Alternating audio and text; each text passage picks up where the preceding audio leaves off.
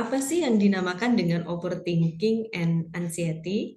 Ya, silakan kita interaktif saja. Boleh bunda-bunda, boleh raise hand atau mungkin ingin menjawab di kolom chat. Iya, apa sih yang disebut dengan overthinking dan apa sih itu anxiety? Atau pada hari ini di antara kita ada yang sedang mengalami overthinking atau anxiety. Nah, nanti di kelas ini kita akan belajar tentang bagaimana mengenali ciri-cirinya, kemudian bagaimana kita mengatasinya. Ya, baik. Sudah ada satu dari jawaban dari Bunda Nurlena. Ya, berpikir secara berlebihan. Iya, betul sekali. Jadi yang disebut dengan overthinking ini adalah istilah yang digunakan untuk orang-orang yang terlalu banyak berpikir. Jadi kita itu terlalu banyak memikirkan hal-hal yang seharusnya tidak kita pikirkan. Jadi di dunia ini banyak sekali hal-hal yang terjadi dalam hidup kita. Dan dalam setiap harinya itu ada 70.000 lintasan pikiran yang mampir di otak kita. Jadi kita bayangkan jika ke 70.000 lintasan pikiran itu kita pikirkan, maka yang ada adalah kebocoran energi yang luar biasa. Yang ada adalah kita sangat lelah dibuatnya. Nah, overthinking ini adalah ketika kita memikirkan terlalu banyak, too much masalah-masalah yang seharusnya ada hal-hal yang nggak penting yang seharusnya harus kita rilis atau kita buang. Nah, itu. Nah, kemudian penyebab overthinking ini apa sih, Bun? Nah, ini ada beberapa hal-hal yang bisa memicu atau men-trigger dan menyebabkan overthinking. Yang pertama adalah pengalaman traumatis di masa lalu. Nah, ini yang sering terjadi. Biasanya ada fobia, kemudian biasanya ada dipicu oleh inner child, biasanya ada dipicu dengan pengalaman di masa lalu yang kurang mengenakan. Nah, itu biasanya bisa menyebabkan overthinking. Takut hal-hal yang buruk yang dulu pernah terjadi kemudian terulang lagi. Nah, itu. Padahal belum tentu hal itu akan menimpa kita. Nah, ini yang pertama. Kemudian yang kedua adalah terlalu banyak mendapatkan informasi yang sebenarnya itu tidak dibutuhkan. Nah, contohnya di mana, Bu? Contohnya adalah informasi-informasi yang kita dapat di media sosial. Nah, terkadang ketika kita terlalu sering melihat sesuatu di medsos, kita terlalu sering menggunakan medsos, ini juga bisa memicu overthinking. Nah, contohnya, pada zaman sekarang ini banyak sekali terjadi kenakalan remaja, banyak sekali terjadi kejahatan di luar sana, dan kita sering sekali melihat berita-berita tentang kejahatan atau kenakalan-kenakalan remaja dan lain sebagainya.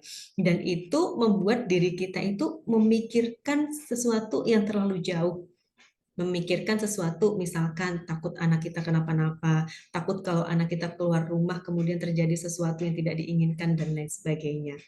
Nah, cemas itu diperbolehkan. Ya, karena rasa cemas itu adalah fitrahnya manusia juga, salah satu fitrah manusia. Tetapi yang tidak boleh adalah cemas yang terlalu berlebihan. Jadi terlalu memikirkan sesuatu yang sebenarnya sesuatu itu belum tentu terjadi. Nah, ini. Kemudian yang ketiga, adanya riwayat gangguan kecemasan. Nah, ini sebelumnya pernah sering mengalami overthinking dan kemudian ini akan berulang lagi di waktu yang lain. Nah, ini. Kemudian yang keempat adalah kurangnya rasa percaya diri. Nah, ini biasanya kurangnya rasa percaya diri ini bisa dipicu oleh ketiga hal sebelumnya yang kita bahas tadi. Bisa jadi kurangnya rasa percaya diri ini ada karena satu mental block yang besar di dalam diri kita yang belum bisa kita kalahkan. Nah, itu. Kemudian yang kelima adalah kekhawatiran berlebih terhadap penilaian orang lain. Nah, ini yang sering sekali terjadi, Bunda. Jadi kita khawatir berlebihan terhadap penilaian orang lain. Padahal yang kita harus lakukan di dunia ini adalah menjadi pribadi yang dicintai oleh Allah Subhanahu wa taala. Jadi eh, Allah Subhanahu wa taala tidak mewajibkan diri kita untuk disukai oleh semua orang. Nah, itu poinnya. Tuhan tidak mewajibkan diri kita untuk dicintai semua orang. Tuhan tidak mewajibkan diri kita untuk disukai semua orang. Yang Tuhan wajibkan kepada diri kita adalah menjadi pribadi yang dicintai oleh Tuhan, menjadi pribadi yang dicintai oleh Allah Subhanahu wa taala. Kalau eh, dalam agama kami Muslim itu ada satu ayat wa ma khalaqtul jinna wal insa illa liya'budun, dan aku tidak ciptakan jin dan manusia kecuali untuk beribadah kepadaku, itu kata Allah. Jadi Tuhan itu memerintahkan kita untuk beribadah kepadanya, melakukan sesuatu yang dicintai oleh Allah, melakukan sesuatu yang dicintai oleh Tuhan kita. Nah, jadi kita tidak diperintahkan untuk memikirkan apakah orang lain menyukai kita. Kita tidak diperintahkan untuk menjadi seseorang yang dicintai oleh semua orang dan tidak ada pembencinya. Jadi Sayyidina Ali itu berkata, tidak ada satupun yang luput dari lisannya manusia. Nah, termasuk manusia yang paling mulia di muka bumi ini adalah Rasulullah Shallallahu Alaihi Wasallam. Ini juga tidak luput dari cercaan lisannya manusia. Nah, ketika Rasul saja tidak luput dari cercaan manusia, apalagi kita. Nah, itu. Jadi, ketika kita menjalani kehidupan kita, cukup satu yang menjadi pedoman kita adalah menjadi pribadi yang dicintai oleh Allah Subhanahu wa taala, menjadi pribadi yang dicintai oleh Tuhan kita. Nah, itu. Kemudian yang keenam adalah kecenderungan untuk menjadi seseorang yang perfeksionis. Jadi kecenderungan untuk diri kita mewajibkan diri kita melakukan segala sesuatu itu dengan sempurna. Padahal di dunia ini kita sadari bahwa tidak ada satupun yang sempurna. Kesempurnaan itu adalah milik Allah Subhanahu wa taala. Jadi ketika kita masih berpredikat sebagai manusia dan orang lain pun juga masih berpredikat sebagai manusia, tentunya selalu ada potensi dari orang lain ataupun diri kita untuk melakukan kesalahan. Nah, itu. Jadi ketika diri kita tidak bisa melakukan sesuatu dengan sempurna atau dengan eh, perfect, nah itu jangan menjadikan diri kita menjadi putus asa. Karena memang ya sejatinya kita itu tidak akan mungkin bisa sempurna karena kesempurnaan itu adalah milik Allah Subhanahu wa taala. Yang harus kita lakukan adalah berusaha untuk menjadi pribadi yang lebih baik lagi dari hari ke hari. Hari ini kita usahakan lebih baik dari hari kemarin. Begitupun juga dengan hari esok. Hari esok kita usahakan lebih baik dari hari ini. Kemudian yang ketujuh, ada dampak overthinking pada kesehatannya. Nah, contohnya, misalkan seseorang yang mempunyai riwayat darah tinggi ataupun mempunyai riwayat kolesterol, misalkan atau asam urat ataupun dengan gula yang tinggi. Nah, ini biasanya selalu membuat ada ketakutan dalam diri kita. Gitu. Nanti jangan-jangan begini. Nanti jangan-jangan kalau makan ini tambah parah, tambah parah, tambah parah, kemudian saya nggak bisa apa-apa dan lain sebagainya. Akhirnya justru pikiran kita yang berlebihan ini memperburuk atau memperparah kondisi kesehatannya kita. Nah, itu Bunda. Jadi ketika Allah Subhanahu wa taala, Tuhan yang Maha Kuasa eh, memberikan ujian berupa sakit, memberikan ujian berupa fisik kita yang mungkin sudah berkurang kekuatannya. Nah, ini jangan menjadikan diri kita menjadi was-was, tetapi jadikan ini sebagai sarana untuk kita mengintrospeksi diri bahwa oh ketika tubuh kita memang sudah mulai lemah, ternyata memang usia kita sudah semakin bertambah. Dan di situ Tuhan ingin mengingatkan kepada kita bahwa jangan melulu untuk mengejar dunia, persiapkan juga akhirat kita. Jadi ketika Tuhan memberikan rasa sakit itu bukan berarti karena Tuhan tidak sayang kepada kita, tetapi itu adalah bentuk rasa sayang, bentuk rasa cinta Tuhan kepada kita yang ingin mengingatkan bahwa kita harus mempersiapkan bekal untuk akhirat.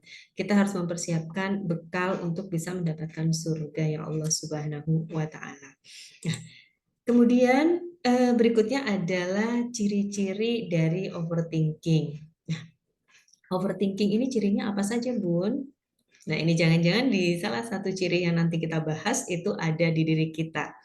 Nah, ciri-ciri overthinking yang pertama adalah kesulitan menyelesaikan masalah.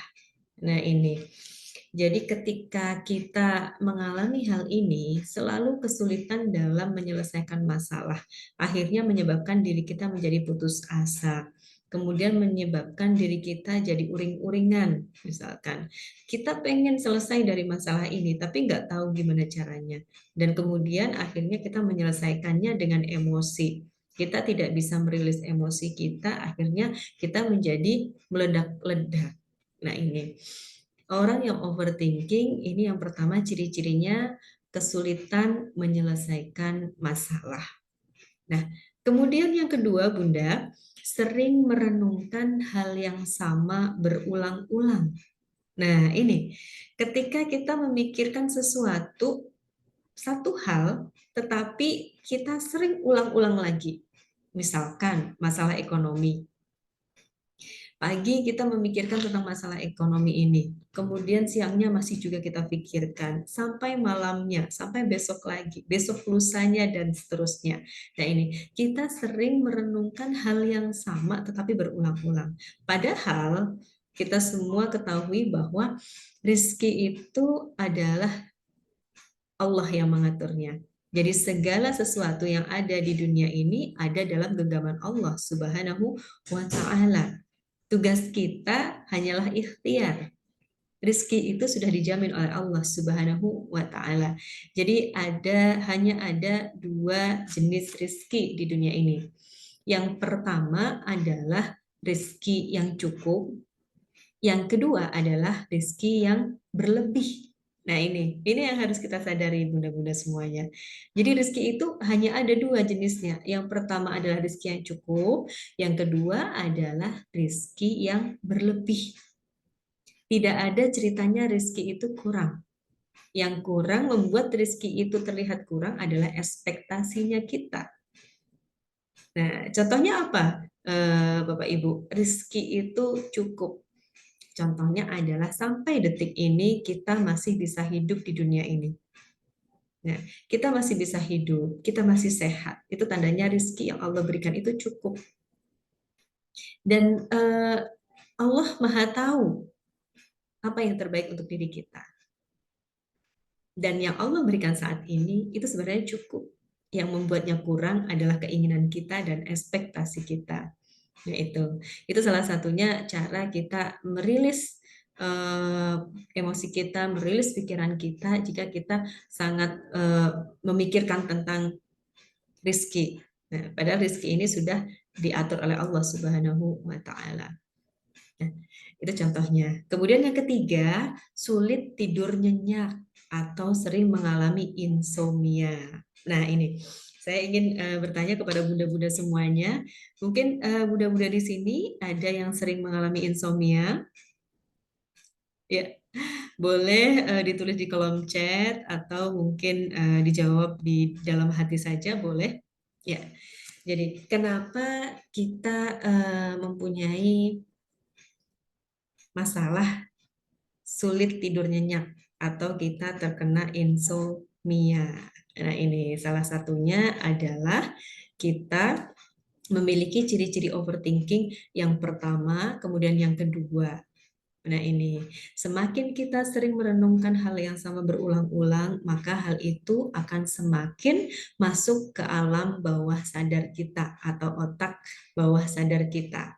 Jadi otak kita itu terbagi menjadi dua, yaitu otak sadar dan otak bawah sadar. ya, conscious mind dan subconscious mind. Nah, ini.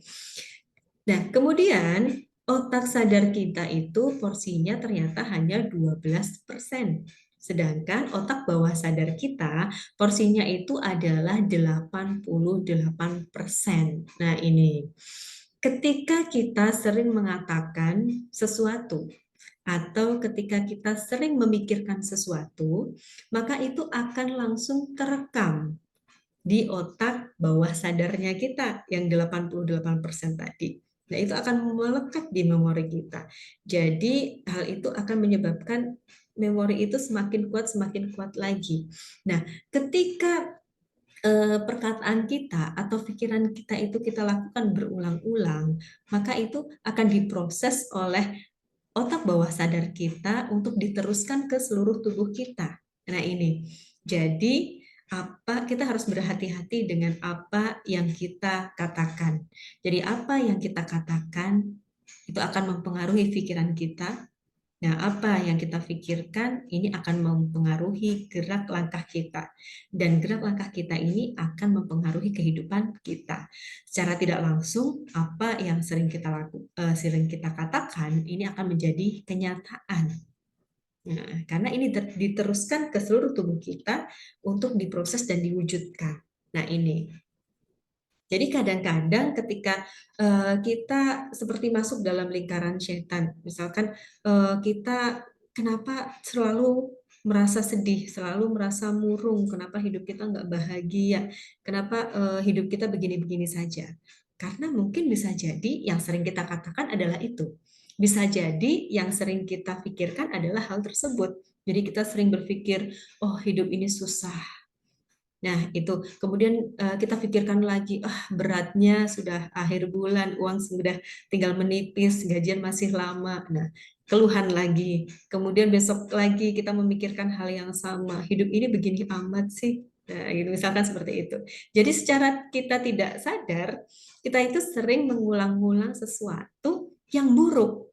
Nah, akhirnya sesuatu yang buruk ini diproses oleh alam bawah sadar kita, kemudian diteruskan ke seluruh tubuh dan akhirnya eh, diperintahkan untuk diwujudkan oleh diri kita, oleh tubuh kita. Nah, itu kadang-kadang kita sering salah paham itu kita sebut sebagai takdir, padahal itu adalah pikiran kita sendiri. Tuhan itu selalu memberikan yang terbaik. Nah, itu yang harus kita yakini. Nah, sesuatu yang buruk bisa jadi itu bukan keinginannya Allah, bisa bukan keinginan Tuhan, tetapi itu adalah pikiran yang selalu kita proses. Nah, ini. Jadi mulai sekarang yang harus kita rubah adalah mindset berpikir kita.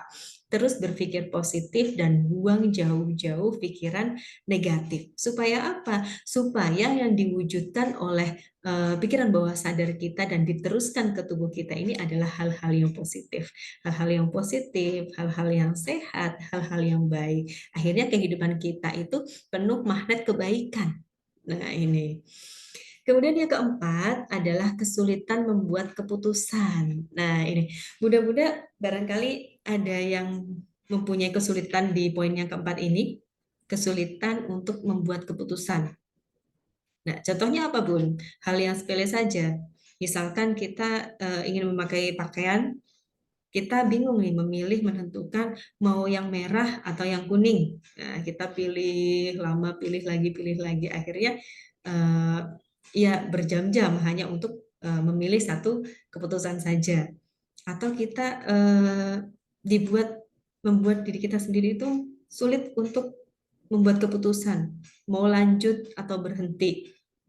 Misalkan seperti itu. Nah, ketika kita mempunyai kesulitan untuk membuat keputusan, bisa jadi kita termasuk dalam ciri-ciri kita sedang mengalami overthinking.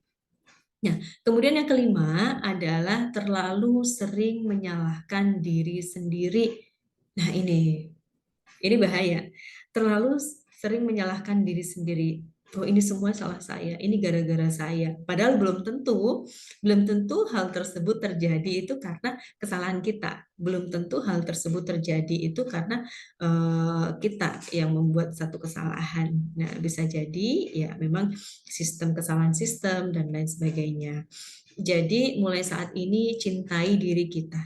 sayangi diri kita. Jadi tidak ada di dunia ini tidak ada yang lebih bertanggung jawab untuk membuat diri kita bahagia lebih dari diri kita sendiri. Jadi yang paling bertanggung jawab untuk membuat diri kita itu bahagia ya diri kita sendiri. Yang paling bertanggung jawab untuk membuat diri kita sembuh adalah diri kita sendiri. Nah, itu adalah 5 ciri-ciri dari orang-orang yang mengalami overthinking. Nah, kemudian ada dampak negatif dari overthinking ini tadi. Jadi dampak negatifnya itu bukan hanya untuk kesehatan mental saja, Bunda, tetapi juga untuk kesehatan tubuh kita. Nah, apa saja dampak negatifnya dari overthinking? Nah, yang pertama adalah mempengaruhi kinerja otak. Nah, ternyata sebahaya itu akibat dari overthinking ini bisa mempengaruhi kinerja otak. Nah, kenapa Bunda? Overthinking ini kok bisa sampai mempengaruhi kinerja otak? Nah, salah satu organ tubuh yang paling terdampak akibat overthinking dan stres itu adalah otak. Nah, stres cenderung berdampak pada kesehatan otak karena adanya hormon kortisol yang terbentuk. Nah, jadi ketika kita mengalami stres, kita terlalu sering memikirkan hal yang sama berulang-ulang, ini memicu adanya hormon kortisol yang terbentuk. Nah, kemudian kortisol ini bisa merusak dan membunuh sel-sel otak pada hipokampus. Nah, ternyata seperti itu, Bunda. Jadi hal yang sepertinya sepele, hal yang sepertinya simple, tapi sangat luar biasa pengaruhnya untuk tubuh kita. Nah, overthinking yang kronis ini dapat mengubah fungsi otak dengan mengubah struktur dan konektivitasnya. Nah, ini. Kemudian stres kronis bisa menyebabkan masalah mental. Kemudian seperti gangguan kecemasan dan juga gangguan mood. Kita jadi sering uring-uringan misalkan, kemudian tiba-tiba dari rasa cemas itu timbul akhirnya nanti bisa berpengaruh ke organ-organ yang lain seperti yang di poin kedua yang akan kita bahas. Nah, jadi ketika overthinking ini kita biarkan, tidak kita tanggulangi, tidak kita obati, maka bisa mempengaruhi kualitas hidup kita. Nah, jadi hidup kita jadi penuh kecemasan, jadi tidak tenang, jadi tidak bahagia. Nah, itu yang pertama. Jadi dampak negatif dari overthinking buat kesehatan tubuh salah satunya adalah mempengaruhi kinerja otak. Kemudian yang kedua bisa mempengaruhi sistem pencernaan. Nah, ini ternyata ketika kita terlalu banyak pikiran, kita terlalu berlebihan memikirkan sesuatu hal, itu bisa mempengaruhi sistem pencernaan kita. Nah, karena terlalu banyak berpikir itu bisa menyebabkan stres yang pada akhirnya bisa mempengaruhi sistem pencernaan tersebut. Nah, paparan stres menyebabkan masalah pencernaan seperti penyakit radang usus, kemudian sindrom iritasi usus besar, kemudian perubahan motilitas saluran cerna dan sekresi lambung. Nah, asam lambung meningkat sehingga terjadi sekresi lambung dan kemudian ini juga bisa menyebabkan lambung kita luka, kemudian usus kita luka dan lain sebagainya. Kemudian juga peningkatan permeabilitas usus dan juga perubahan mikrobiota usus. Nah, ini. Jadi sebegitu besar dampak buruk dari overthinking ini untuk kesehatan tubuh kita. Nah, kemudian Bunda, yang ketiga adalah fungsi jantung menjadi terganggu. Nah, overthinking dan khawatir berlebihan itu bisa membahayakan kesehatan kardiovaskular. Nah, ini bisa menyebabkan sakit dada, kemudian takikardia, kemudian pusing. Nah, itu juga beberapa masalah yang disebabkan oleh overthinking. Yaitu.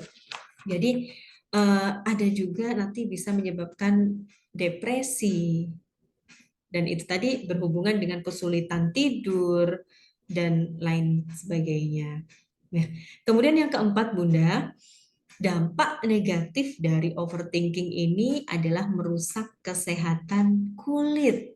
Nah, ini kenapa jadi ada istilah kalau kita terlalu banyak pikiran, sering marah-marah, sering emosi, itu jadi cepat tua. Nah, ternyata ada hubungannya erat di sini antara overthinking dan pikiran kita ini dengan kesehatan kulit. Nah, kecemasan, stres, dan overthinking yang terus-menerus itu bisa mempengaruhi kesehatan kulit.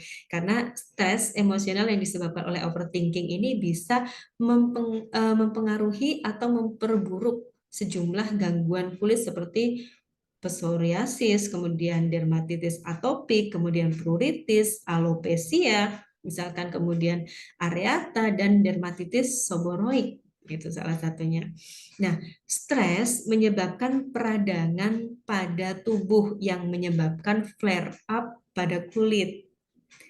Sistem kompleks kulit yang saling berhubungan itu sistem endokrin dan sistem kekebalan tubuh dipengaruhi juga oleh stres. Nah, jadi kenapa kalau kita sedang banyak pikiran itu kulit kita itu sepertinya jadi tambah kelihatan tua, tambah kelihatan kusam dan lain sebagainya. Ternyata hubungannya itu ada di sini. Ya. Kemudian yang kelima, bisa menekan sistem kekebalan tubuh. Nah, ternyata ketika kita overthinking, ketika kita stres, itu daya tahan tubuh kita itu, sistem imun kita itu semakin menurun. Nah, kenapa bisa demikian? Nah, pernah nggak bunda-bunda dan teman-teman semua itu merasakan kalau kita stres atau cemas, itu kita jadi lebih sering sakit. Nah, mungkin boleh kita interaktif ya bunda-bunda sembari kita ngobrol santai di sini. Mungkin bunda-bunda ada yang pernah punya pengalaman yang bunda-bunda yang mungkin pernah terkena GERD atau mungkin ketika stres atau banyak pikiran tiba-tiba muncul keringat dingin, tiba-tiba gemetaran atau tiba-tiba sesak nafas. Boleh raise hand atau ditulis di kolom chat atau mungkin Bunda-Bunda berkenan untuk sharing di sini. Jadi insya Allah kita cari solusinya bersama. Ya. Baik, sudah ada yang di kolom chat. Saya mohon izin buka sebentar. Mah Bunda termasuk gak? Iya. Mah, mah kemudian ya anxiety. Betul.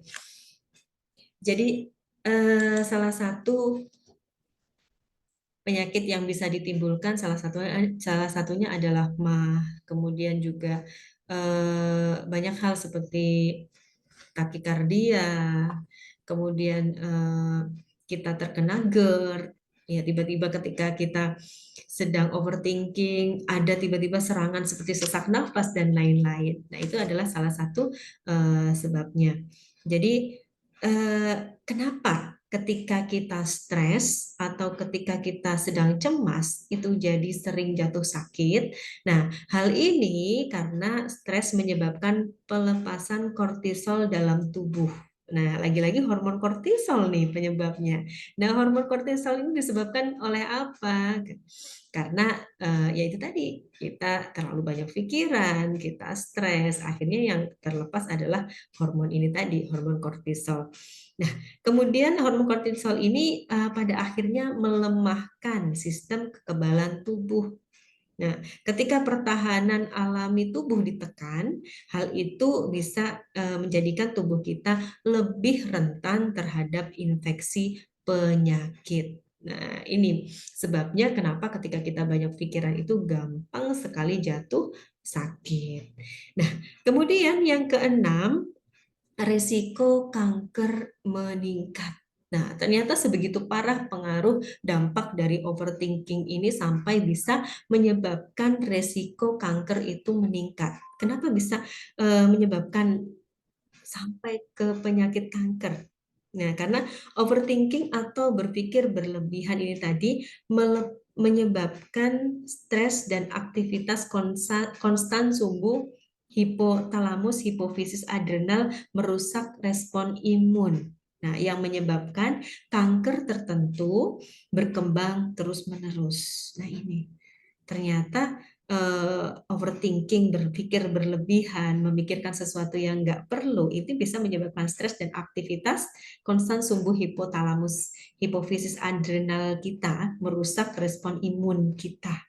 Nah, jadi mulai saat ini karena kita tahu dampak-dampak buruknya itu sangat luar biasa pada kesehatan kita, yuk saat ini kita bermujahadah bersama untuk menyembuhkan overthinking kita. Jadi senantiasa berpikir positif, hilangkan pikiran-pikiran negatif dari dalam diri kita. Nah, kemudian poin yang ketujuh, nah ini sudah masuk ke ranah menyebabkan masalah kesehatan mental. Nah, masalah kesehatan mental ini banyak sekali. Nanti insya Allah kita akan bahas di slide selanjutnya akan menyebabkan apa saja. Nah, kemudian menyebabkan gangguan tidur. Nah, itu tadi insomnia, menjadi kita susah tidur, nggak bisa tidur nyenyak, tidur kemudian sering bermimpi buruk dan lain sebagainya. Kemudian yang kesembilan adalah penurunan konsentrasi dan produktivitas. Kenapa bisa seperti ini? Karena kita terlalu banyak yang kita pikirkan. Akhirnya apa? Kita jadi nggak fokus. Kita jadi nggak fokus pada hal-hal yang sebenarnya itu penting untuk kita pikirkan. Kita jadi menghabiskan energi kita, membuang energi kita, dan membiarkan energi kita bocor untuk memikirkan sesuatu yang sebenarnya nggak penting. Contohnya apa, Bapak Ibu? Contohnya adalah eh, persepsi orang lain terhadap kehidupan kita. Kemudian masalah-masalah yang di luar kendalinya kita.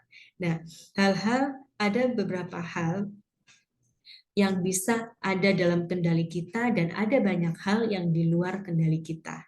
Jadi ketika sesuatu itu masih ada di dalam kendali kita, contohnya apa? Pikiran kita sendiri, kemudian sehatnya kita, kemudian ya apa yang kita ucapkan, apa yang kita lihat, apa yang kita dengar, itu masih dalam kendalinya kita. Nah, ketika sesuatu dalam kendalinya kita, ya sudah kita pikirkan, kita lakukan. Tetapi jika sesuatu itu sudah di luar kendalinya kita, contohnya apa, Bapak Ibu? Contohnya adalah persepsi orang lain, kemudian lingkungan kita, orang-orang di sekitar kita, itu di luar kendalinya kita. Maka ketika sesuatu itu di luar kendalinya kita, sebaiknya tidak kita pikirkan. Karena itu bukan ranahnya kita, itu bukan makomnya kita untuk memikirkan itu.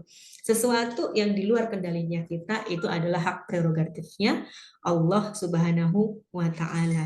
Jadi sudah diatur oleh Allah sedemikian rupa. Jadi kita tidak perlu membuang-buang energi kita untuk memikirkannya karena sudah Allah Subhanahu wa Ta'ala yang mengatur. Jadi ketika kita bisa fokus terhadap hal-hal yang penting dalam kehidupan kita, maka yang pertama diri kita akan sehat, sehat secara fisik, sehat secara mental, kemudian kita bisa lebih konsentrasi lagi, kita bisa lebih fokus lagi, dan juga produktivitasnya diri kita, produktivitasnya hidup kita juga akan meningkat. Jadi pikiran yang positif itu bisa menjadi magnet kebaikan dari alam semesta ini hadir dalam kehidupan kita. Nah, kemudian yang ke-10, menurunnya kesejahteraan emosional. Nah, apa Bapak Ibu contohnya? Jadi kita menjadi gampang cemas, kita menjadi uring-uringan, menjadi sering emosi, emosi kita tidak bisa kita kendalikan dan lain sebagainya. Nah, ini bisa menyebabkan penurunan kesejahteraan emosional. Kemudian selanjutnya, cara-cara mengatasi overthinking. Nah, ini ada beberapa hal untuk kita bisa mengatasi si overthinking ini. Nah, salah satunya yang pertama adalah sadari dan akui overthinking. Nah, terkadang diri kita ini kita nggak mau mengakui kalau kita tuh lagi overthinking. Kita bilang I'm fine, I'm okay.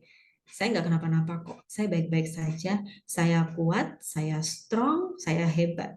Saya nggak perlu orang lain. Nah ini kadang sesuatu yang salah.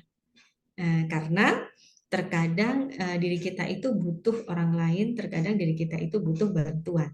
Nah, kita sadari dan akui kalau kita overthinking. Mungkin saat ini kita lagi sering nih memikirkan satu hal yang kita pikirin berulang-ulang. Hari ini kita pikirkan, besok kita pikirkan, besok lagi kita pikirkan. Nah, kemudian hal ini mengganggu sebenarnya, mengganggu diri kita, mengganggu kualitas tidur kita, mengganggu kesejahteraan emosional kita jadi gampang marah-marah dan lain sebagainya. Kita sadari bahwa, oh, ada something wrong dalam diri saya. Saya saat ini sedang overthinking. Saya saat ini harus menyembuhkan diri saya sendiri. Nah, yang pertama kita harus sadari dan mengakui, ya, saya sedang sakit, saya sedang tidak baik-baik saja, dan saya ingin sembuh. Saya akan berusaha untuk sembuh. Nah, itu yang pertama. Kemudian yang kedua adalah latih kesadaran diri atau self-awareness. Nah, apa sih self-awareness itu? Self-awareness itu adalah kemampuan individu dalam mengenali dan memahami diri sendiri secara menyeluruh. Nah, mulai dari memahami sifat kita, kemudian watak, memahami perasaan, emosi kita, cara pandang, pikiran, dan cara beradaptasi dengan lingkungan. Nah, ini kadang-kadang kita menjadi overthinking ini karena sebenarnya kita itu nggak kenal sama diri kita. Kita itu nggak tahu maunya diri kita itu apa. Kita itu nggak tahu diri kita itu sedang kenapa. Tapi rasanya tiba-tiba pengen nangis aja. Pernah nggak bunda-bunda? Boleh dibuka mute-nya, mikrofonnya. Jadi kita supaya interaktif, ya. Atau ditulis di kolom chat juga boleh. Pernah nggak bunda-bunda tiba-tiba merasa pengen nangis, tiba-tiba merasa pengen teriak, tapi nggak tahu kenapa? Nah itu. Jadi kita harus mulai mencintai diri kita. Kita mulai mengenali diri kita. Barang siapa yang mengenali dirinya, maka akan lebih mengenali Allah. Kita tahu bahwa diri kita itu makhluknya Allah. Kita itu Allah yang meng-create, kita itu Allah yang menciptakan. Kita tahu apa dosa-dosa yang sudah kita lakukan. Kita minta maaf sama Allah. Kita mohon ampun kepada Allah. Kita kenali diri kita, apa sih sebenarnya tujuan saya hidup di dunia ini? Apa sih sebenarnya yang saya inginkan? Nah, kemudian bagaimana sih pendapat saya tentang sesuatu? Nah, itu. Jadi, latih kesadaran diri atau self-awareness kita. Beri penghargaan terhadap diri kita sendiri.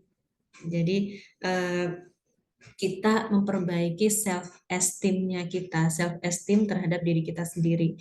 Jadi, kita menghargai diri kita mencintai diri kita. Ketika kita merasa lelah, ya sudah, kita ambil jeda untuk istirahat. Ketika kita merasa sudah tidak mampu lagi, maka kembalikan lagi kepada Sang Pencipta. Jadi ada satu quotes yang saya suka sekali. Jadi hidup ini berat kawan, maka jangan dipikul, taruh di atas sajadah. Jadi Allah Subhanahu wa taala tidak pernah menyuruh kita untuk memikul kehidupan. Kita dihadirkan ke dunia ini tugasnya adalah satu. Wa ma khalaqtul jinna wal insa illa liya'budun. Dan tidak aku ciptakan jin dan manusia kecuali untuk beribadah kepadaku. Jadi tugas kita itu cuma ibadah saja sama Allah. Kita bekerja ibadah, kita mendidik anak-anak kita ibadah, kemudian kita eh, merawat orang tua ibadah, kita berbakti kepada orang tua, berbakti kepada suami ibadah. Niatkan semuanya itu karena ibadah, niatkan semua itu karena Allah Subhanahu wa taala. Nah, itu tugas kita. Kemudian yang di luar kendalinya kita itu sudah ranahnya Allah. Itu sudah makomnya Allah. Ketika orang menilai diri kita itu negatif, orang itu mencibir diri kita, misalkan orang itu menilai kita itu gagal dan lain sebagainya, itu terserah mereka. Yang harus kita lakukan adalah kita memberikan self esteem yang baik, kita memberikan self awareness yang baik untuk diri kita. Saya sudah berjuang, saya sudah melakukan yang terbaik, saya sudah melakukan hal yang maksimal yang saya bisa. Nah, cintai diri kita, jangan biarkan diri kita itu tersakiti oleh lisannya orang lain, gitu. Jadi latih kesadaran diri, latih self awareness kita, lebih cintai diri kita sendiri. Kemudian yang ketiga adalah kenali trigger atau penyebab utama munculnya overthinking. Nah, triggernya ini apa sih sebenarnya yang sering membuat saya overthinking ini apa? Yang jadi pikiran saya ini apa sih sebenarnya? Misalkan yang menjadi pikiran kita itu adalah perihal ekonomi. Nah, kita kembalikan lagi bahwa rizki itu sudah diatur oleh Allah, diberikan kepada kita sesuai dengan kebutuhan kita. Nah, jadi kalau kita sudah ingat itu, oh iya, kalau Allah saat ini memberikan saya rezeki sekian, berarti ini adalah rezeki yang cukup untuk saya dan saya syukuri, saya nikmati. Nah, rezeki itu banyak sekali bentuknya, bisa bentuknya kesehatan, bisa bentuknya adalah lingkungan yang baik, pasangan hidup yang setia, anak-anak yang soleh, dan lain sebagainya. Nah, itu ketika triggernya ini adalah persepsi orang lain atau omongan orang lain. Nah, kita coba nih menarik diri dari lingkungan yang toksik. Nah, kita menarik diri dari lingkungan yang toksik. Kita cari lingkungan yang positif, lingkungan yang memberikan dukungan kepada kita, dan kita bahagia di situ. Nah, ini jadi kenali trigger-trigger dan penyebab utama kita tuh sebenarnya overthinkingnya tuh mikirin apa sih? Kadang-kadang kita itu kurang mengenali diri kita sendiri. Kita tuh nggak tahu apa sih yang kita pikiran, apa sih yang kita pikirkan, terlalu banyak yang kita pikirkan, gitu misalkan. Cari penyebab utama, kemudian temukan dan kita mencoba untuk pelan-pelan kita menjauh. Nah, kemudian yang keempat, gunakan teknik relaksasi. Nah, ini insya Allah ini di akhir webinar kita akan praktek teknik-teknik relaksasi. Ini banyak sekali, Bapak Ibu, salah satunya bisa dengan meditasi, kemudian bisa dengan muhasabah, bisa dengan latihan pernafasan, dan lain-lain. Mungkin karena hari ini keterbatasan waktu kita, saat ini sudah menunjukkan di jam 9 kurang, jadi mungkin kita akan membahas satu teknik saja, yaitu teknik pernapasan. Kemudian yang kelima adalah tantang pikiran negatif. Jadi ketika ada pikiran negatif hadir dalam pikiran kita tantang. Artinya kita tantang ini kita melihat hal tersebut itu benar atau tidak. Hal tersebut itu baik atau tidak untuk saya pikirkan. Jadi jika hal tersebut itu tidak baik untuk kita pikirkan, maka lebih baik kita lepaskan. Jadi hal-hal yang boleh kita pikirkan adalah sesuatu yang mempunyai dampak positif untuk diri kita, mempunyai dampak positif untuk kehidupan kita, baik kehidupan di dunia dan di akhirat. Kalau hal tersebut atau sesuatu tersebut tidak ada dampak positifnya, lebih baik kita lepaskan. Nah, kemudian fokus pada solusi dan tindakan. Jadi kita lebih fokus pada solusinya. Kita nyari solusinya apa, tindakan yang tepat untuk mengatasinya apa. Jadi kita tidak berfokus pada masalahnya saja. Nah, misalkan nih, kita pengen sukses, kita pengen menjadi seorang dokter misalkan, tetapi kita berasal dari golongan yang kurang mampu. Nah, kita jangan berfokus pada ketidakmampuan orang tua kita. Kita jangan berfokus pada hambatannya, tetapi kita fokus pada solusi dan tindakan. Oh iya, kalau misalkan orang tua saya nggak mampu, berarti saya harus mencari hal lain. Saya harus bisa mencari beasiswa misalkan. Dengan bagaimana supaya saya bisa mendapatkan beasiswa? Oh, berarti saya harus belajar lebih keras lagi, lebih giat lagi. Nah, itu. Jadi ketika kita mau bergerak, ketika kita mau berjuang, disitulah kita bisa mendapatkan solusi. Jadi kita temukan solusi dalam setiap masalah, bukan kita temukan masalah dalam setiap solusi. Nah, kemudian yang ketujuh adalah atur waktu pemikiran. Nah, atur waktunya. Jangan biarkan diri kita itu memikirkan sesuatu secara berkepanjangan. Oke, saat ini, misalkan begini Bunda-Bunda. Oke, saat ini saya sedang menghadapi masalah. Saya boleh memikirkan masalah ini, saya boleh bersedih, tapi sebentar saja. Misalkan kita kasih waktu diri kita, oke, saat ini saya lagi sedih, saya kasih waktu diri saya untuk bersedih selama 3 jam, misalkan. Setelah 3 jam, saya akan pulih kembali, saya akan baik-baik saja, saya nggak akan mikirin ini. Sudah ganti episode masalah yang lain yang kita pikirkan, gitu. Nah, kemudian yang kedelapan adalah cari dukungan. Nah, ketika kita sendiri, ketika kita mengalami overthinking, ketika kita mengalami suatu masalah yang berat, cari dukungan. Bisa dari orang tua, bisa jadi sahabat yang kita percaya, bisa kita cari solusi dan dukungannya kepada seseorang yang lebih ahli dan lain sebagainya. Mohon izin sebelumnya, Bapak Ibu, apakah suara saya terdengar jelas? Karena sepertinya ada delay di laptop saya. Ya, bagaimana Bunda Winda? Apakah suara saya terdengar jelas? Jelas Mbak Aziza, jelas Oh ya, banget. alhamdulillah. Ya, terima kasih Bunda. Ya, karena sepertinya ada sedikit delay di laptop saya. Baik. Yang kedelapan adalah cari dukungan. Jadi kalau kita sedih itu jangan sendiri. Karena apa? Karena setan itu yuwaswisufi sudurinas. Setan itu senantiasa membisikkan ke dalam dada manusia. Jadi kita dibisikin dari depan, atas, belakang, kanan, bawah. Kita dibisikin dari segala arah. Dan kita dikeroyok. Kita bayangkan, kita seorang diri, kemudian kita dikeroyok. Kalau iman kita sedang turun, bisa jadi kita yang kalah. Maka kalau di umat Muslim ini kita disarankan untuk berjamaah, untuk bersama-sama. Ketika kita berjamaah, ketika kita bersama-sama, maka kita akan lebih kuat. Jadi istiqomah itu berat ketika kita sendirian, tetapi ketika kita bersama circle yang saling menguatkan, maka kita akan menjadi kuat.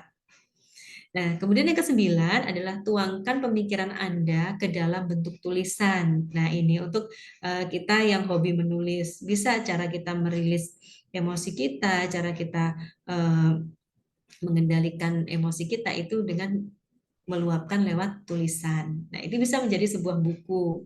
Jadi akan menghasilkan suatu karya.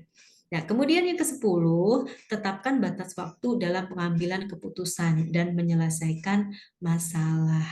Nah, ini. Jadi ketika kita eh, mau mengambil satu keputusan, kita kasih waktu kepada diri kita. Oke, boleh pikir-pikir, tetapi ada batas waktunya. Misalkan, oke, saat ini sedang ada masalah ini dan saya harus segera mengambil keputusan. Kita beri waktu kepada diri kita, oke diriku, kita akan memikirkan masalah ini 2 jam ke depan. Setelah itu kita move on memikirkan hal yang lain. Nah itu. Kemudian yang ke-11, temukan mekanisme coping atau kesibukan lain yang mengalihkan pikiran Anda. Nah, jadi kita cari kesibukan lain yang positif supaya kita itu nggak melulu memikirkan masalah kita, nggak melulu memikirkan masalah itu berulang-ulang. Jadi ketika kita punya kesibukan lain, hal-hal yang positif, kita sibukkan diri kita dengan tolabul ilmi, kita sibukkan diri kita dengan bekerja misalkan atau dengan berkarya, maka itu akan membuat tubuh kita dan pikiran kita jauh lebih sehat sehingga kita sudah tidak ada waktu lagi untuk overthinking, sudah tidak ada lagi tenaga untuk overthinking. Kalau toh kita masih ada sisa waktu, sisa tenaga, biasanya kita memilih untuk istirahat daripada kita memikirkan sesuatu yang enggak-enggak. Nah, itu. Kemudian yang ke-12 adalah belajar menerima kegagalan dan menjadikannya sebagai pelajaran. Jadi, ketika orang lain menyebutnya itu sebagai luka, menyebutnya sebagai trauma, maka kita memilih menyebutnya sebagai sebuah pelajaran.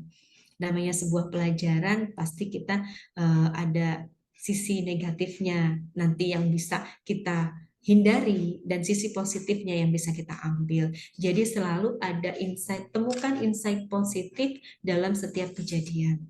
Karena tidak ada satupun daun yang jatuh di atas bumi ini kalau tidak diridhoi oleh Allah Subhanahu wa taala. Semuanya itu atas kehendak Allah Subhanahu wa taala dan kita tinggal mengambil pelajaran atau ibroh terbaiknya.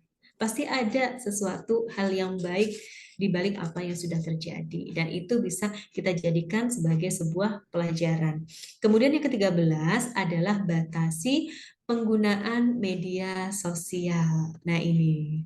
Jadi kenapa orang-orang di zaman dahulu itu jauh lebih sehat? Karena zaman dahulu belum ada media sosial, dalam zaman dahulu belum ada medsos, belum ada handphone, belum ada Twitter, belum ada Facebook dan lain sebagainya. Kalau zaman sekarang itu media sosial sudah banyak sekali, tetapi dampak buruknya adalah kita jadi sulit menyaring apa yang kita lihat, sulit menyaring apa yang kita dengar.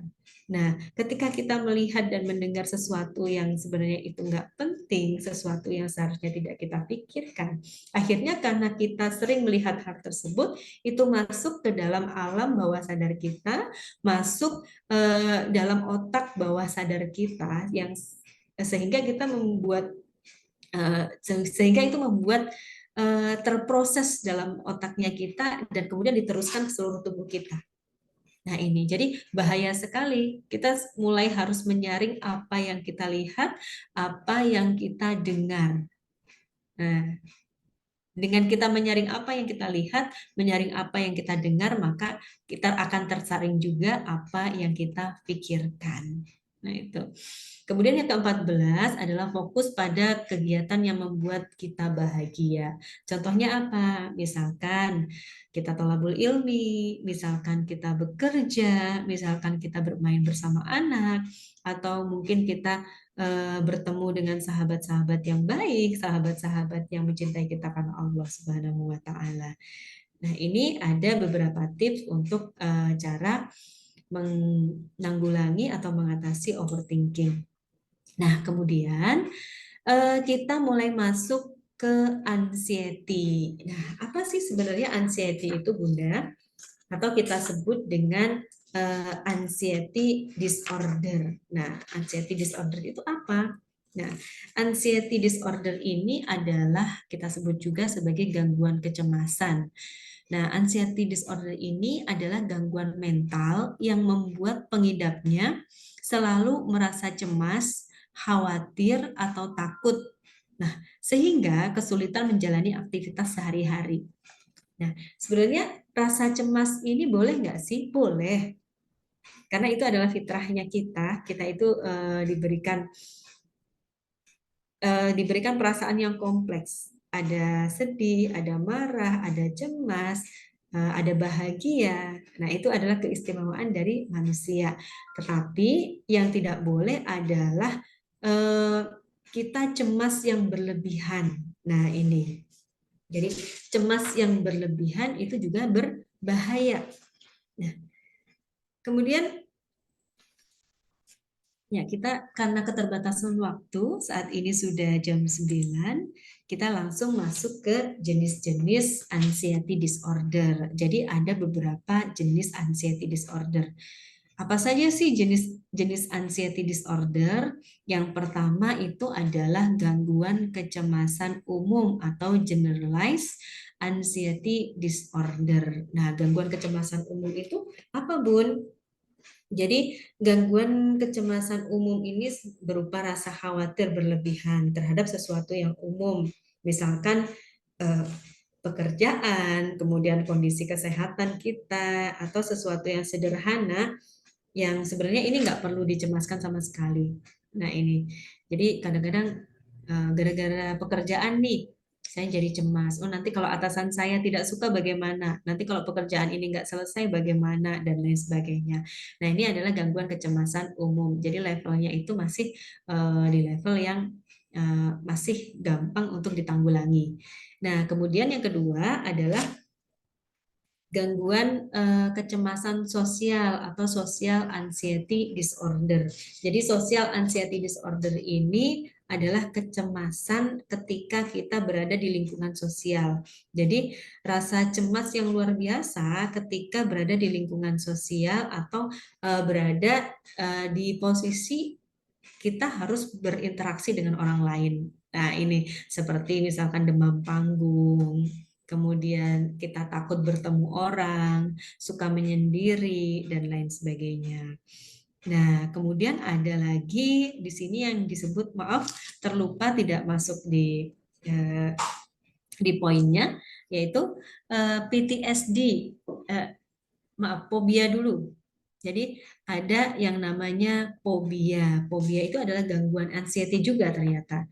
Mungkin mudah-mudahan di sini ada yang mengalami fobia, takut sama mungkin sesuatu, takut gelap, atau mungkin takut ya pada hewan-hewan tertentu, atau mungkin pada kondisi tertentu, boleh nanti ditulis di kolom chat.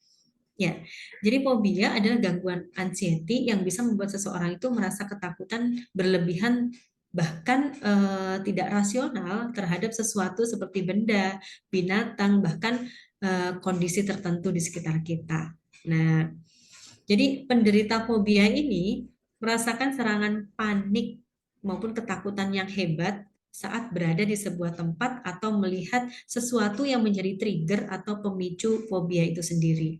Misalkan orang yang fobia atau takut terhadap gelap, ketika tiba-tiba dia berada di tempat yang gelap, maka tiba-tiba berteriak, tiba-tiba ketakutan, gemetaran, dan lain sebagainya. Ada kasus juga takut sama kucing, misalkan. Ketika didekati kucing, itu eh, kemudian ketakutan atau menjerit-menjerit. Nah, misalkan takut melihat hewan kecoa misalkan atau ulat dan lain-lain. Nah, ini masuk dalam jenis anxiety juga, jenis anxiety disorder yang kita juga sebut sebagai fobia. Nah, kemudian yang selanjutnya adalah post traumatic stress disorder atau PTSD. Nah, PTSD atau post traumatic stress disorder ini adalah jenis anxiety yang disebabkan oleh trauma. Trauma pernah mengalami sesuatu. Nah, jadi biasanya ini muncul pasca trauma. Nah, ini biasanya terjadi pada mereka yang pernah mengalami atau merasakan kejadian yang traumatis, misalkan kecelakaan atau misalkan tinggal di wilayah perang atau konflik, kemudian menjadi korban bencana alam, menjadi korban kekerasan, dan lain sebagainya. Nah, ini kita sebut sebagai PTSD atau Post Traumatic Stress Disorder.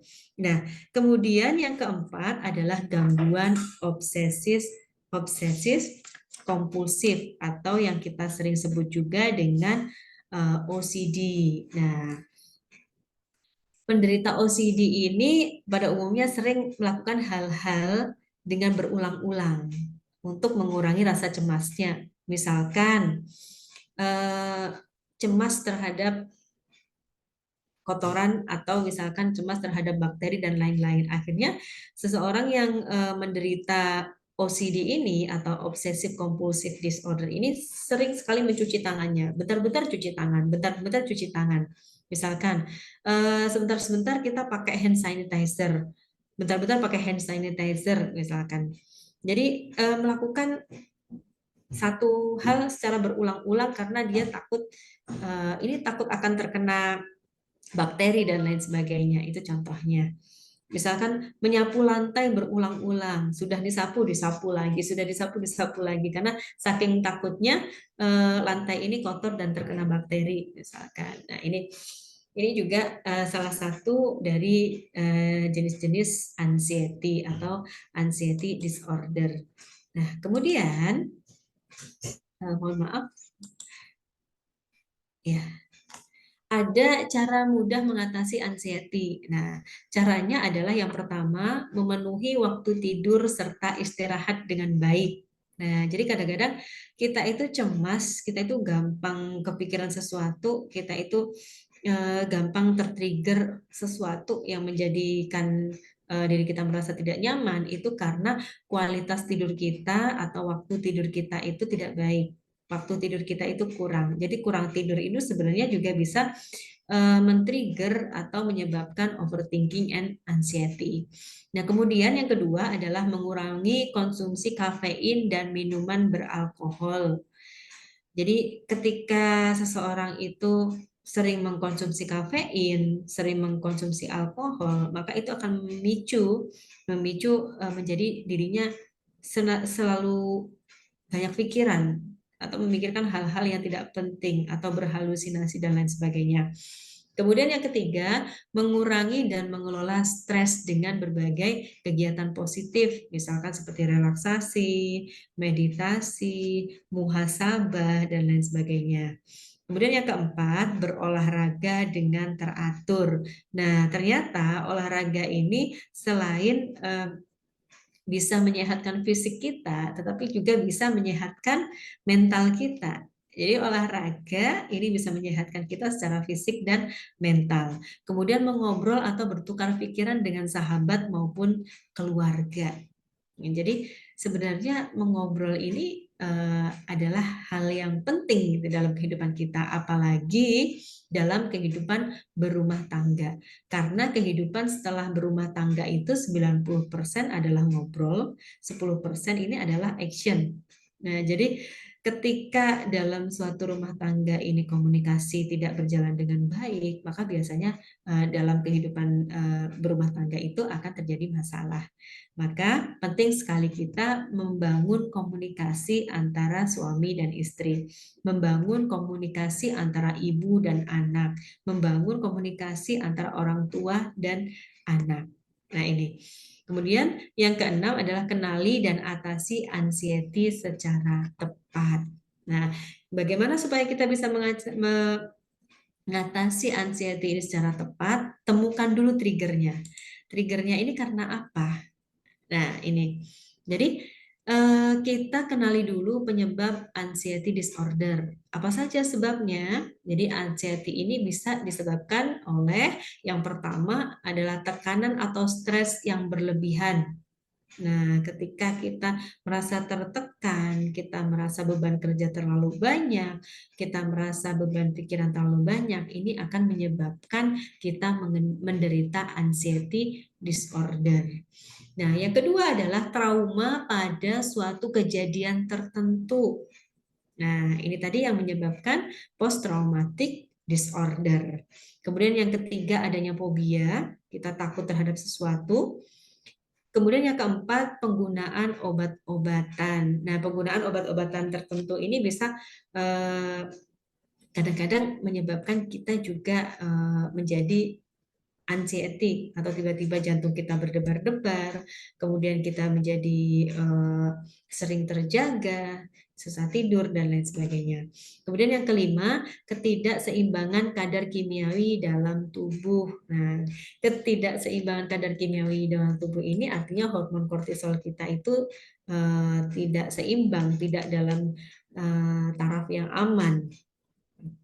Nah, kemudian yang keenam adalah perubahan struktur otak. Misalkan akibat benturan, akibat kecelakaan, dan lain sebagainya. Ketika struktur otak kita berubah, maka juga berubah pula kebiasaan dalam diri kita. Kadang-kadang ada yang telah mengalami kecelakaan ini jadi sering gemeteran, sering ketakutan, dan lain sebagainya. Nah, itu kita kenali 6 sebab dari anxiety disorder. Nah, kemudian ada gejala anxiety disorder. Nah, ini kita kenali dulu gejalanya. Jangan-jangan kita merasakan salah satu di antara gejala-gejala ini. Nah, yang pertama, gejala dari anxiety disorder ini adalah mudah merasa cemas atau panik berlebihan. Nah, ini ketika kita gampang panikan, kita itu gampang tertrigger. Mendengar sesuatu kita langsung ketakutan. Nah, bisa jadi kita sedang mengalami anxiety disorder dan kita harus menyembuhkan diri kita. Kemudian yang kedua, rasa cemas yang dirasakan itu bisa sampai terbawa mimpi. Jadi kita sering mimpi buruk. mimpi buruk dan berulang-ulang, itu lagi, itu lagi, itu lagi, itu lagi. Nah, itu berarti ketika kita sering bermimpi buruk, artinya bisa jadi kita sedang mengalami yang namanya anxiety disorder. Nah, kemudian yang ketiga, sering memikirkan hal-hal yang traumatik. Nah, padahal itu belum terjadi dalam kehidupan kita, tapi kita sudah takut duluan. Ah, nanti kalau saya belajar motor saya jatuh. Ah, nanti kalau saya belajar nyetir mobil saya kecelakaan, misalkan seperti itu. Jadi kita sering memikirkan hal-hal yang traumatik, tetapi itu sebenarnya belum terjadi dalam kehidupan kita. Atau kita memikirkan hal-hal yang traumatik yang pernah kita alami, misalkan dulu pernah jatuh, atau mungkin dulu pernah tersakiti oleh sesuatu dan lain sebagainya. Kita sering memikirkan itu dan berulang-ulang. Ya, ini bisa menyebabkan kita menjadi menderita anxiety disorder. Kemudian yang keenam, mudah mengalami sesak nafas. Nah, ini tiba-tiba dada kita itu sesak. Tiba-tiba kalau kita teringat sesuatu itu tiba-tiba kayak nyesek banget di dada. Nah, pernah nggak Bunda-Bunda mengalami hal ini? Tiba-tiba ya, kalau misalkan anak kita misalkan sedang jauh, kalau keinget anak, tiba-tiba rasanya sesek sekali di dada sampai susah bernafas. Nah, kita sebutnya kadang-kadang kalau orang zaman dulu nyebutnya seperti masuk angin duduk gitu ya, seperti tiba-tiba masuk angin. Nah, itu. Padahal sebenarnya itu adalah serangan dari anxiety disorder. Kemudian sulit fokus. Kita sulit fokus karena terlalu banyak pikiran, sehingga pikiran kita itu too much kemana-mana. Akhirnya sesuatu yang seharusnya harus fokus kita pikirkan, itu kita nggak bisa fokus. Nah, kemudian detak jantung sering tidak teratur, menyebabkan takikardia. Kita serang jantung kita itu berdetak terlalu kencang, kadang berdetaknya terlalu lemah dan lain sebagainya. Kemudian sering mengalami tegang pada otot. Otot kita suka kram nih, Bun. Nah, mungkin mudah-mudah ada yang sering mengalami otot kita lagi tidur, tapi tiba-tiba otot kita itu kaku, otot kita itu kram, otot kita itu tegang. Nah, bisa jadi kita sedang mengalami serangan anxiety disorder itu. Dan itu insya Allah, apakah bisa disembuhkan? Bisa. Insya Allah bisa. Jika kita bertekad, kita mohon kepada Allah, karena Allah lah yang maha menyembuhkan. Nah, kemudian sering pusing, tiba-tiba pusing atau mual. Nggak tahu kenapa, padahal kita nggak lagi telat makan, kita makannya cukup, mungkin kita nggak lagi demam, tapi tiba-tiba ada serangan pusing dan tiba-tiba mual pengen muntah. Nah, ini bisa jadi kita sedang terkena serangan anxiety disorder. Kemudian sering merasa kesemutan. Nah, ini tadi merasa tegang pada otot, kemudian merasa kesemutan. Nah, ini bisa jadi kita sedang mengalami gejala anxiety disorder. Nah, di sini kita sudah masuk ke penghujung acara. Di jam saya di Indonesia bagian Barat ini menunjukkan pukul 21:15. Jadi insya Allah kita sampai pukul 21:30 ya Bun. Setelah ini kita buka sesi diskusi atau tanya jawab sebentar sebelum kita tutup acaranya. Untuk bunda-bunda nanti yang mungkin ingin berkonsultasi, boleh di-save nomor saya di 0816 17 17 53 17. Insya Allah nanti WA-WA yang masuk akan saya balas, tetapi mohon izin jika mungkin membalasnya agak slow respon, kadang saya sedang bekerja atau sedang mengisi acara. Tapi insya Allah setiap WA yang masuk itu insya Allah akan saya balas. Ya, baik. Bunda-bunda, di sini kita berlatih, ya berarti kita berlatih relaksasi, kita berlatih relaksasi untuk menanggulangi atau mengurangi gejala overthinking dan anxiety ini supaya tidak mengganggu aktivitas kita sehari-hari. Ya, mungkin boleh silakan bunda-bunda yang memungkinkan untuk open cam ya yang memungkinkan untuk open camp, kita open camp, kita berlatih bersama. Tapi yang tidak memungkinkan untuk open camp, nggak apa-apa. Tapi bisa praktik di rumah ya, Bunda-Bunda. Jadi ada yang kita sebut dengan latihan pernafasan untuk mengurangi stres dan anxiety. Nah ini, kenapa kok bisa dengan latihan pernafasan? Nah ternyata dengan kita mengatur pola pernafasan kita, maka jumlah oksigen yang masuk di dalam otak kita itu juga bisa dalam kondisi yang baik gitu. Jadi kadang-kadang kita bernafas itu asal saja, asal kita menghirup kemudian keluarkan, menghirup kemudian keluarkan. Jarang sekali kita bernafas secara sempurna. Bagaimana sih bernafas secara sempurna? Bernafas secara sempurna adalah kita memberikan jadi kita menarik nafas 3 kali, menarik nafas 3 detik, maaf. Ya, mungkin boleh. Di sini kita berlatih, poin yang pertama adalah pernafasan perut, kemudian poin yang kedua adalah pernapasan hidung, poin yang ketiga adalah pernapasan square. Jadi ini adalah ketiga teknik pernapasan yang bisa membuat kita rileks atau membuat kita merasa nyaman gitu. Jadi yang pertama cara mengatasinya kita mulai berlatih dengan pernafasan perut. Jadi Bunda-Bunda silahkan ambil posisi yang senyaman mungkin. Ya, boleh bersandar di kursi atau bersandar di tempat tidur juga boleh. Nah, kemudian taruh tangan kanan Bunda, ya, tangan kanan itu di dada, ya, atau sebaliknya boleh, yang membuat diri Bunda nyaman. Ya, jadi langkah pertama boleh duduk atau berbaring juga boleh. Jadi taruh satu tangan kita di bagian dada dan tangan lainnya itu di area perut. Nah, kemudian kita mulai menarik nafas sedalam mungkin hingga paru-paru kita terasa penuh. Nah, kita menarik nafas selama 3 detik. Nah, ini boleh dipraktekkan Bunda.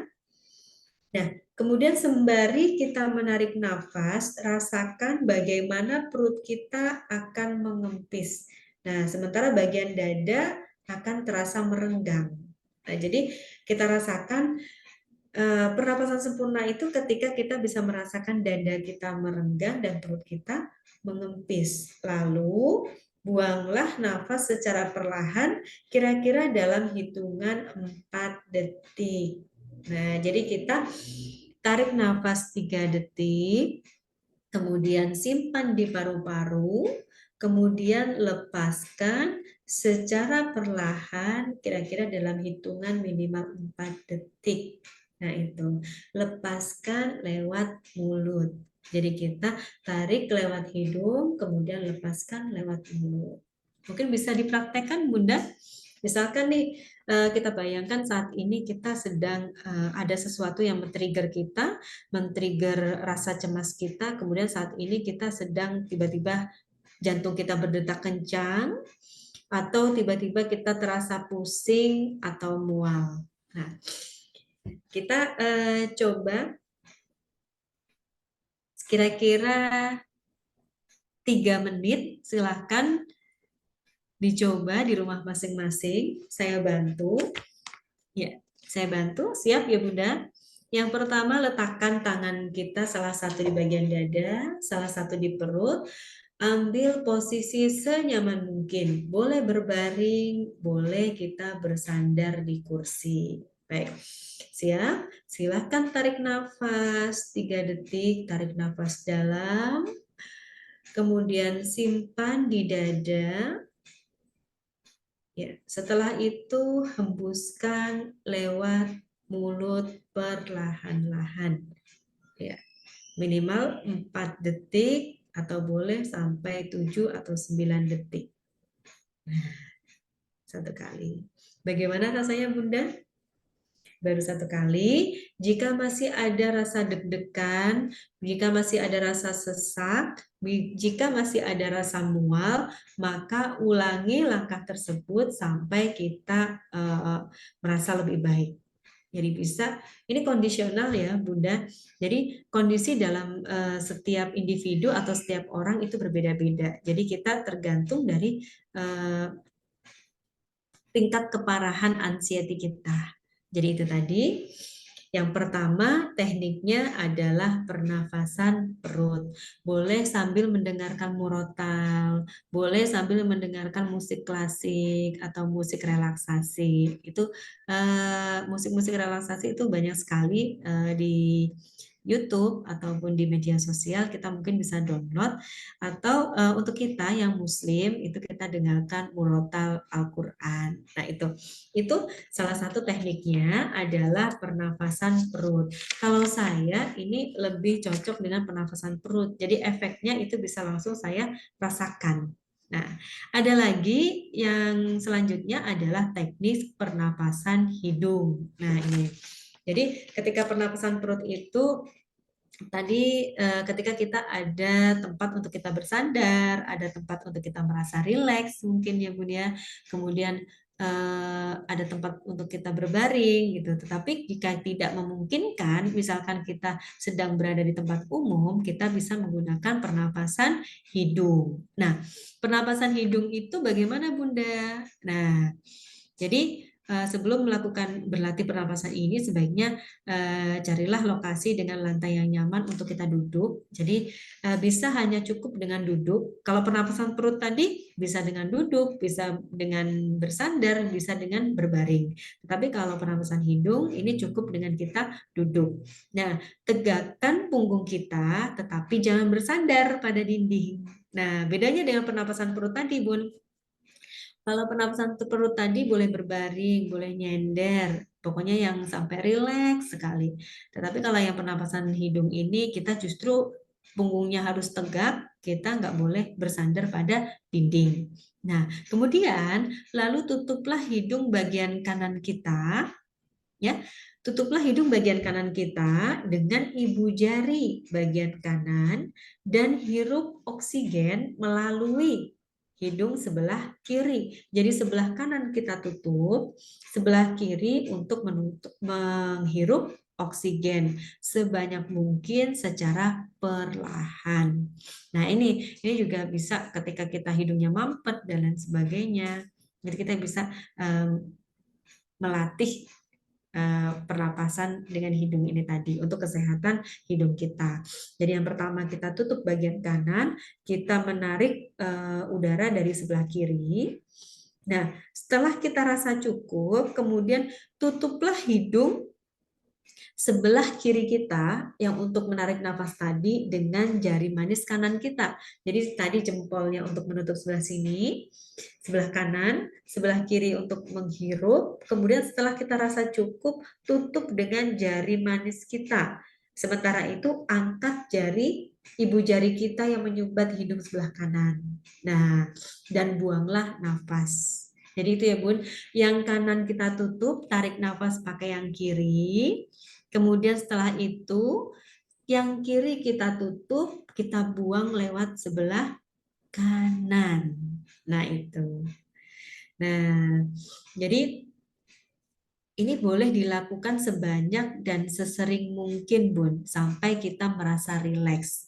Nah, jadi ini kegunaannya tidak hanya mengurangi stres, tetapi cara ini juga bisa membantu kita untuk bisa lebih fokus. Nah, ini tadi. Jadi ketika kita ada gangguan fokus, atau mungkin kita sering nggak fokus, atau mungkin kita sering, ya pikiran kita itu melayang kemana-mana gitu ya Bun ya. Kita bisa melatih diri kita dengan pernapasan hidung. Nah, ini juga bagus juga untuk anak-anak, untuk kita orang dewasa ataupun yang lanjut usia juga bagus. Nah, kemudian yang ketiga adalah pernapasan square. Nah, apa tuh pernapasan square? Nah, pernapasan square ini juga dikenal dengan istilah Samavitri Pranayama. Nah, ini. Jadi kalau di yoga ini namanya sama Fitri Pranayama, yaitu adalah teknik pernapasan yang paling mudah dilakukan. Nah, waktu terbaiknya itu kita melakukan sebelum pergi tidur, itu nggak lama kok, mungkin sekitar 20 menit. Jadi sebelum kita tidur, kita berlatih pernapasan ini selama 20 menit. Supaya apa? Supaya kualitas tidur kita bagus, kita bisa deep sleep, dan kita bisa pelan-pelan itu sembuh dari insomnia. Nah, caranya adalah cobalah duduk senyaman mungkin di atas tempat tidur kita. Kemudian silangkan kaki dan tegakkan punggung kita. Ya, seperti kita sedang bersila. Lalu cobalah tarik napas sedalam mungkin selama 3 detik, kemudian tahan dan hembuskan. Nah, lakukan berulang kali. Nah, kemudian tambahkan 1 detik setiap kali kita mengulang gerakannya. Nah, kalau yang kita menarik nafas yang pertama itu kira-kira 3 detik, kemudian narik nafas yang kedua kira-kira 4 detik. Nah, jadi dari 3, kemudian 4, kemudian naik lagi ke 5, naik lagi ke 6, ke 7, itu. Dalam detik ya, Bun, jangan menit. Kalau menit nanti kelamaan. Nanti lah yang ada kita bisa pingsan. Nah, ini. Jadi dalam hitungan detik. Ini supaya apa? Supaya kualitas tidur kita itu jadi lebih baik. Kita nggak lagi mimpi buruk. Kemudian oksigen yang masuk ke dalam otak kita itu cukup. Jadi kadang-kadang yang membuat kita itu pusing, membuat kita vertigo, membuat kita ada tiba-tiba sakit kepala hebat, itu terkadang karena sirkulasi atau asupan oksigen yang masuk ke dalam otak kita itu kurang. Nah, itu. Jadi dengan teknik pernapasan ini bisa membuat oksigen yang diperlukan oleh otak kita itu cukup. Nah, ini. Mungkin itu saja, Bunda-Bunda. Sedikit tips dari saya. Semoga ini bisa bermanfaat dan boleh dipraktekkan di rumah, boleh diajarkan kepada orang-orang tercinta, orang-orang terdekat, kepada sanak saudara atau sahabat. Semoga ini bisa menjadi tabungan amal solihnya kita. Semoga ini bisa menjadi pahala amal solih kita, bisa menjadi pahala jariah. Jadi pesan saya adalah be positive, be healthy. Saat kita berpikir positif, maka kita akan punya tubuh yang sehat. Be positive, be healthy, be happy. Jadi mungkin itu saja sedikit yang bisa saya sampaikan. Saya akhiri. Wabillahi taufiq wal hidayah. Wassalamualaikum warahmatullahi wabarakatuh.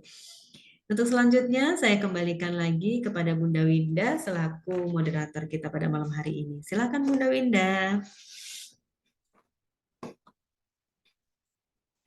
Ya, mohon maaf Bunda Winda, mikrofonnya belum dibuka. Ya, mikrofonnya terlupa. Sudah ya. Ya, sudah. Ya, Terima kasih Bu silakan. Ustazah untuk waktunya malam ini. Banyak sekali yang diambil sisi positifnya hari ini. Terima kasih atas ilmunya.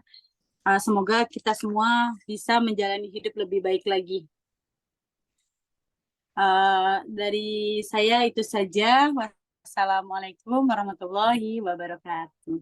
Ya. Waalaikumsalam warahmatullahi wabarakatuh. Mungkin ada sesi selanjutnya, Bunda Winda. Kita buka sesi diskusi. Barangkali ada yang ingin bertanya atau mungkin ada yang satu permasalahan yang bisa kita pecahkan bersama. Ya, mungkin kita berikan kesempatan kepada bunda-bunda untuk bertanya. Ya, Bunda Nur Isanah praktik langsung. Alhamdulillah, Masya Allah. Ya, ya, semangat Bunda, semangat sehat, semangat bahagia. Ya, mungkin ada lagi bunda-bunda yang ingin kita diskusikan. Ya, mohon izin Bunda-Bunda menginfokan, insya Allah nanti pada tanggal 13 Agustus ada event. Ya, saya mendapatkan amanah untuk mengisi satu event yaitu training public speaking for great personality and good selling.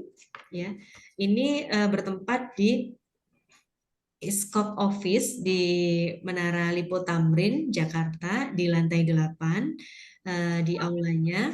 Dan ini free. Ya, jadi pelatihan public speaking ini free, dilaksanakan penyelenggaranya adalah PT Iskop Jakarta. Ya, untuk bunda-bunda yang ada keluangan waktu, silahkan hadir. Ya, Bunda-bunda di sini saya mohon izin sharekan undangannya di grup kelas webinar kita dan ada juga yang saya share di grup Sekolah Hati dan grup teman curhat Bunda, insya Allah. Jadi ini free, insya Allah kapasitas seatnya, kapasitas kursinya adalah 200 kursi. Jadi ini boleh Bunda-Bunda mengajak teman-teman sebanyak-banyaknya.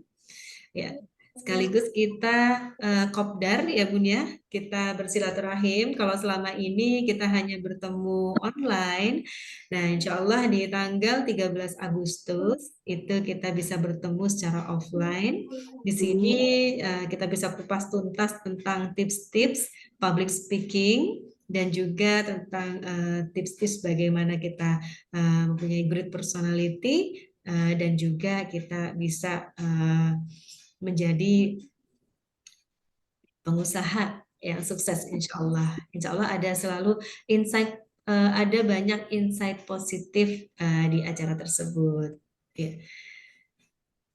Mungkin itu saja tambahan sedikit dari saya.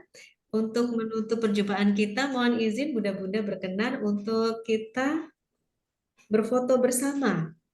Ya. Bunda Safika nih ada pertanyaan nih. Oh iya, baik, silakan. Ya ada masalah tiba-tiba mual, nggak nafsu makan juga termasuk anxiety. Iya, baik. Terima kasih Bunda Safika untuk pertanyaannya. Kalau lagi ada masalah, tiba-tiba mual dan nggak nafsu makan juga termasuk anxiety ya Bu? Ya, bisa jadi Bun. Jadi ketika tiba-tiba kita tadinya sehat, tetapi tiba-tiba kita ketika memikirkan sesuatu, tiba-tiba nafsu makan itu hilang, kemudian timbul mual, pengen muntah dan lain-lain. Itu juga termasuk gejala dari anxiety. Nah, bagaimana cara kita mengatasinya? Mungkin yang pertama, jadi untuk P3K-nya kita bisa menggunakan teknik yang tadi, pernafasan perut dan lain-lain. Nah, kemudian jika dengan teknik yang tadi kita pelajari itu belum membaik atau belum merasa lebih baik, nah kalau karena mual ini larinya sudah ke psikosomatis, larinya adalah peningkatan asam lambung yang berlebih dalam tubuh kita, yaitu berarti kita harus meminum satu obat yang bisa menurunkan asam lambung kita. Karena asam lambung kita sudah terlanjur naik nih.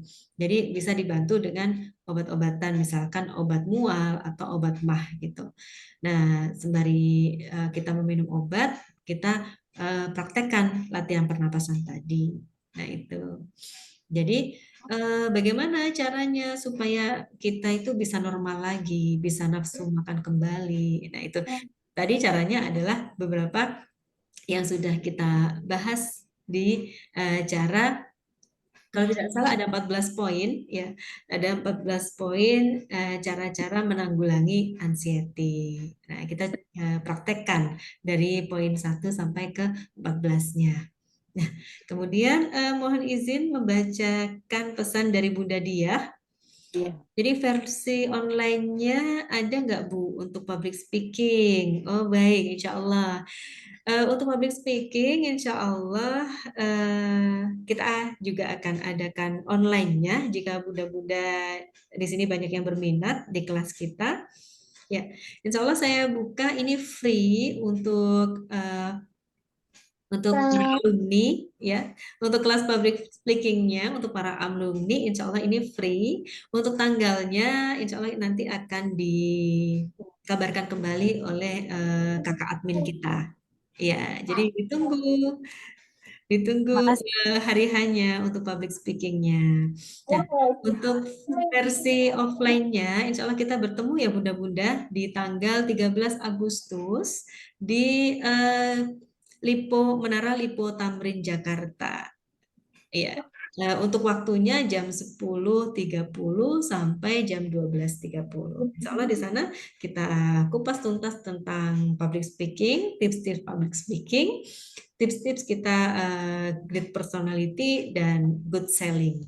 Insya Allah di situ kita ada sesi hypno selling dan lain sebagainya. Ada hypno selling, ada hypno public speaking juga. Ya, untuk muda-muda yang ada keluangan waktu, silahkan bergabung, silahkan eh, ber kita saling bersilaturahim. Ya, mungkin itu saja mudah-mudahan dari saya. Mohon izin kita berfoto sebentar. Ya, No, no. ya, boleh. Silakan open cam, Bunda.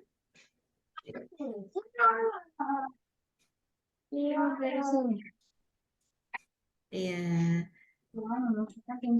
mohon izin saya foto. 1, 2, 3. Terima kasih. Ya, 1, 2, 3. Baik. 1, 2, 3. Terima kasih.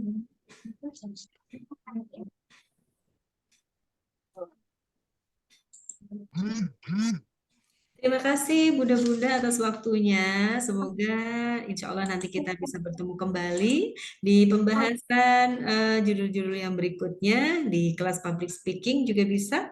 Insya Allah kelas ini free untuk para alumni.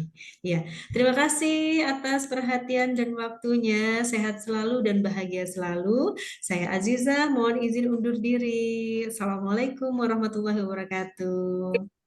Iza. Terima Waalaikumsalam. kasih Bunda Jihan, terima kasih Bunda Widya Stuti, ya terima kasih Bunda Nurahina, terima kasih Bunda Dila, Bunda Dwi Puspita, Bunda Fatia, Bunda Hesti, kemudian juga ada terima kasih Bunda Winda selaku moderator kita. Ya, terima kasih Bunda Janan, terima kasih Bunda Kasih, Bunda Khalilah, Bunda Lia, ya Bunda Maria, Bunda Nurlena, Bunda Safika, Bunda Sapti, dan Bunda-Bunda semua yang malam ini sudah hadir. Iya. Mohon izin undur diri. Assalamualaikum. Waalaikumsalam. Assalamualaikum.